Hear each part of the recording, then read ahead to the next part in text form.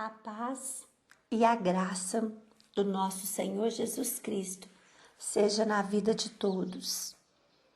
Dando sequência ao nosso estudo, hoje nós vamos ver o capítulo 4 do Evangelho de João. Eu vou ver a partir do verso 30 e a minha Bíblia tem como título A Ceifa e os Ceifeiros. Muitas pessoas saíram da cidade e foram para o lugar onde Jesus estava. Eu quis ler o 30 para entender aqui, para dar continuidade, que nós estudamos ontem sobre a mulher samaritana e ela é convencida, por Jesus de que ele é o Messias. Então ela sai a evangelizar, a denunciar a presença ali de um profeta e termina essa parte dizendo que muitas pessoas saíram da cidade por causa do testemunho da mulher samaritana e foram para o lugar onde Jesus estava. Enquanto isso, os discípulos pediam a Jesus: Mestre, coma alguma coisa.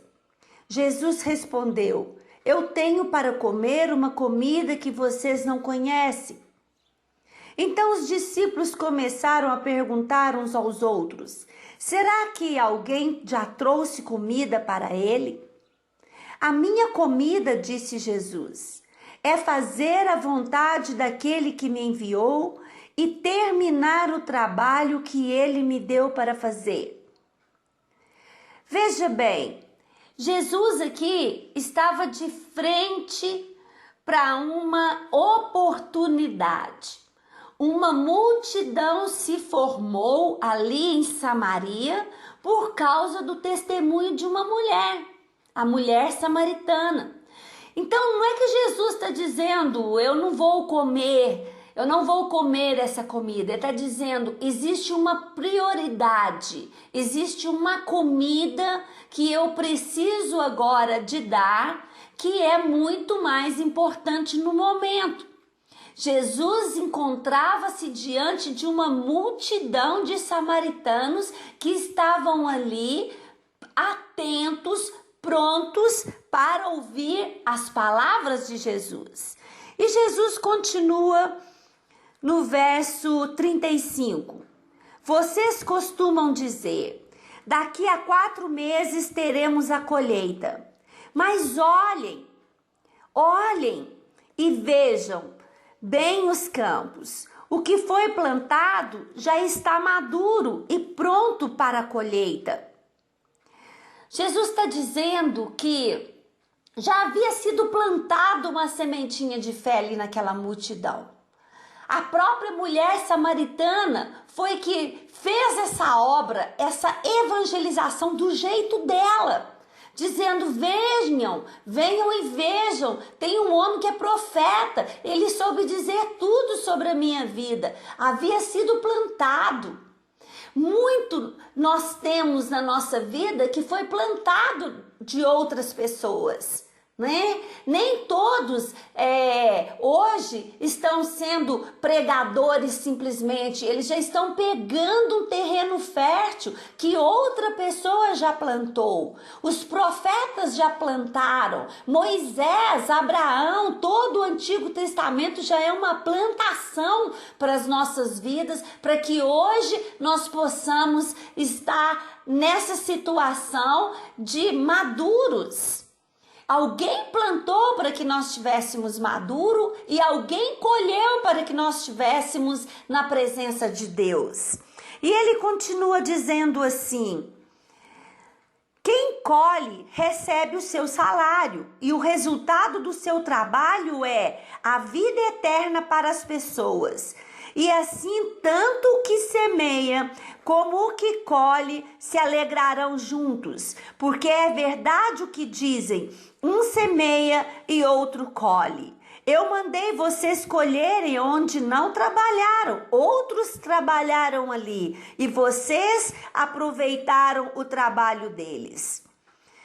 Veja bem, Jesus está afirmando: os campos estão maduros, as pessoas ao nosso redor estão sedentas. É isso que Jesus está dizendo. Elas estão prontas, elas estão preparadas para ouvir a mensagem, a verdade do Evangelho. E nós entendemos que numa plantação, o que acontece quando passa do tempo? Quando não há colheita? Quando não coloca ceifeiros ali para trabalhar, o que acontece? Ela apodrece, cai no chão e é comida por bichos. Não há tempo para perder. Em Tiago, no capítulo 5, de 1 Tiago capítulo 5, no verso 19 e 20 diz assim: irmãos, se algum de entre vós tem desviado da verdade e alguém o converter, saiba que aquele que fizer converter do erro do seu caminho um pecador, salvará da morte uma alma e cobrirá uma multidão de pecados. Há recompensa para aquele que é ceifeiro, para aquele que participa da colheita, para aquele que está atento aos campos maduros. Há recompensa. Eu sempre, quando eu convido alguém ou adiciono alguém nesse grupo, que é um projeto do coração de Deus que tem abençoado a vida de muitas pessoas, eu tenho dito e explicado: esse nosso grupo, esse nosso projeto de estudo da Bíblia, ele tem no mínimo 2 objetivos: amadurecimento daquele que está estudando a Bíblia, e ele é evangelístico, é uma oportunidade. Muitos dizem assim: eu não sei pregar, eu não tenho jeito para pregar, mas nós podemos convidar as pessoas para fazer parte deste projeto, para que ela seja fortalecida, para que ela amadureça, para que ela seja vitoriosa e para que a palavra venha limpá-la da multidão de pecados, trazer uma novidade de vida para as pessoas. Muitas pessoas aqui neste grupo têm sido adicionadas pelo convite de outra. E eu peço a Deus que Deus levante muitos ceifeiros nesse projeto, porque é um projeto do coração de Deus e os campos estão maduros. Seja você, seja eu um ceifeiro, porque nós vamos agradar o coração de Deus. E ele continua dizendo assim: muitos samaritanos daquela cidade creram em Jesus porque a mulher tinha dito: ele me disse tudo o que eu tenho feito. Mas no finalzinho eles dizem assim: agora não é mais por causa do que você, mulher, nos disse. Nós cremos, mas porque nós mesmos o ouvimos falar e sabemos que ele é, de fato, o Salvador do mundo. Lindo! Primeiro eles foram porque eles ouviram alguém falar. E as pessoas vêm até Jesus porque nós ensinamos para ela o caminho. E depois elas mesmas têm a experiência delas com o Senhor e elas dizem como essa multidão: agora nós cremos porque nós mesmos vimos. E no verso 43 nós temos um outro tema, um outro título, que é: Jesus cura o filho de um funcionário público, ou algumas versões dizem Jesus cura um régulo, que no caso na Bíblia que traz uma tradução, explica que régulo significa filho de um funcionário público. E também esse milagre, ele é citado no Evangelho de Mateus, ali Jesus cura o servo de um centurião. É o mesmo milagre. E aqui diz assim: depois de ficar 2 dias ali, Jesus foi para a região da Galileia, pois, como ele disse, um profeta não é respeitado na sua própria terra. Quando Jesus chegou à Galileia, os moradores dali receberam bem. É que eles tinham ido à festa da Páscoa em Jerusalém, e lá eles tinham visto tudo o que Jesus havia feito. Jesus voltou a Caná da Galileia, onde havia transformado água em vinho, e essas pessoas ali tinham testemunhado. Então ali, um alto funcionário público que morava em Cafarnaum, ele tinha em casa um filho doente. Quando ouviu dizer que Jesus tinha vindo da Judéia para a Galileia, foi pedir a ele que fosse a Cafarnaum e curasse o seu filho que estava morrendo. Jesus disse ao funcionário: você só crê quando vê grandes milagres.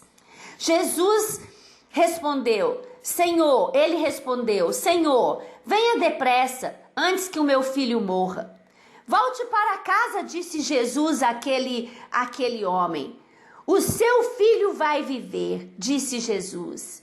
Ele creu nas palavras de Jesus e foi embora. No caminho encontrou-se com seus empregados que disseram: o seu filho está vivo. Então ele perguntou: a que horas o filho havia começado a melhorar? Os empregados responderam: ontem, à 1h da tarde, a febre passou. Aí o pai lembrou que havia sido naquela mesma hora que Jesus tinha dito: o seu filho vai viver. Então ele e toda a família creram em Jesus. Esse foi o segundo milagre que Jesus fez depois de ter ido à Judéia para a Galileia. Então nós vimos aqui que Jesus se depara com uma necessidade. Um homem tinha um filho doente. Lá em Mateus é colocado como um servo muito amado, né, daquele centurião. E aquele servo fala: Senhor, vem até a minha casa para que o Senhor possa curá-lo. Mas Jesus disse: ele já está curado. Aquele homem, ele creu naquela palavra, ele não insistiu, ele não falou para que Jesus fosse até lá. Por favor, vamos até lá, se o Senhor tocá-lo. Não, ele creu na palavra que foi liberada da boca de Jesus. A mesma palavra que nós temos hoje com milhares, centenas de milhares de promessas que nós temos na santa palavra de Deus. É o mesmo poder, é a mesma palavra. Eu preciso crer, eu preciso acreditar, e assim o milagre será na minha vida. E Jesus diz: o seu filho já está curado. E ele crê e vai embora. Se ele não tivesse acreditado, ele teria continuado ali nos pés de Jesus, como fez Jairo, para a cura da filha dele. E quando ele encontra com empregados no caminho, eles dizem: o seu filho já melhorou.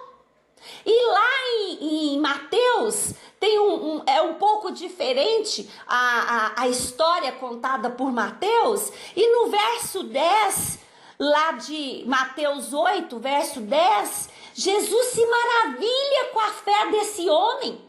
E ele chega a dizer assim: olha, nem em Israel eu encontrei uma fé como essa. Queridos, a palavra de Deus diz que nós não podemos andar por vista, mas por fé. E esse homem andou por fé, ele não andou por vista. Ele não viu o filho curado, ele creu antes. Ele acreditou antes. E essa é a palavra do Senhor para as nossas vidas hoje. Seja um ceifeiro. Participe da obra de salvação, porque há galardão, há recompensa. E creia sem precisar de ver, creia sem precisar de tocar. Assim é a fé em Jesus Cristo. Que Deus te abençoe muito em nome do Senhor Jesus. Que Ele faça resplandecer essa luz, esse milagre, né, de ser um ceifeiro, de participar da obra do Senhor, e que Ele faça resplandecer essa fé, essa palavra, de que nós possamos crer sem precisar de ver, crer sem precisar de tocar. Que Deus te abençoe em nome de Jesus. A paz e a graça do nosso Senhor Jesus.